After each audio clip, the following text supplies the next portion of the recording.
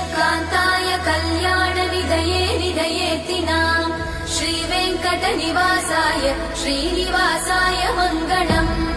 लक्ष्मी सविभ्रमालोकसुभ्रूविभ्रमचक्षुषे चक्षुषे सर्वलोकानां वेङ्कटेशाय मङ्गलम्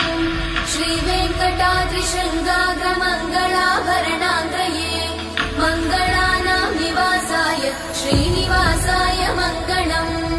सर्वावयव सौन्दर्य सम्पदा सर्वचेतसां सदा सम्मोहनायास्तु वेङ्कटेशाय मङ्गलम्